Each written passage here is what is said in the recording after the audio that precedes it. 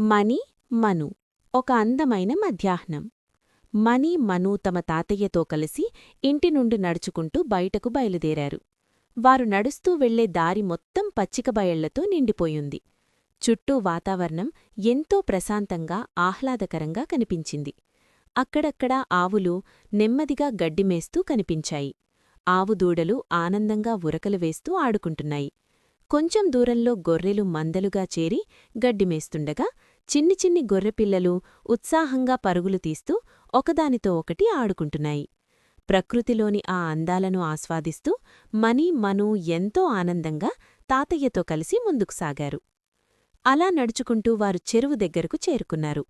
చెరువు వద్ద జాలర్లు వలలు చెరువులోకి విసిరి చేపలు పడుతున్నారు. వలల్లో చిక్కుకున్న చేపలను బయటకు తీసి చెరువుగట్టుమీద వెయ్యగానే ఆ చేపలు చెంగుచెంగుమంటూ ఎగురుతూ తిప్పలు పడుతున్నాయి. ఆ దృశ్యం చూసి మణి మను ఆశ్చర్యంతో పాటు ఆనందంతో కళ్ళు మెరిపించారు. పిల్లల ఆనందాన్ని చూసి తాతయ్య కూడా సంతోషంగా నవ్వుకున్నారు. తాతయ్య జాలరిని అడిగి కొన్ని చేపలను కవర్లో వేయించుకుని తన జేబులో నుండి డబ్బులు తీసి ఇచ్చాడు. చేపల కవరు తీసుకుని ముగ్గురూ మళ్లీ ఇంటిదారి పట్టారు. ఇంటికి చేరుకున్న తర్వాత తాతయ్య ఆ చేపల కవర్ను అమ్మమ్మకు ఇచ్చాడు. అమ్మమ్మ ఆ తాజా చేపలతో రుచికరమైన వంటలు చేసి ఇంటి హాల్లో చాపపరిచి మణి మను తాతయ్యకు ప్రేమగా భోజనం వడ్డించింది.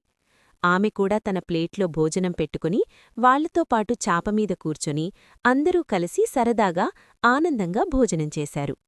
ఆ మధ్యాహ్నం వారికి ప్రకృతి సౌందర్యం, కుటుంబ ప్రేమ, కలిసి గడిపిన ఆనందక్షణాలు మరపురాని జ్ఞాపకాలుగా నిలిచిపోయాయి.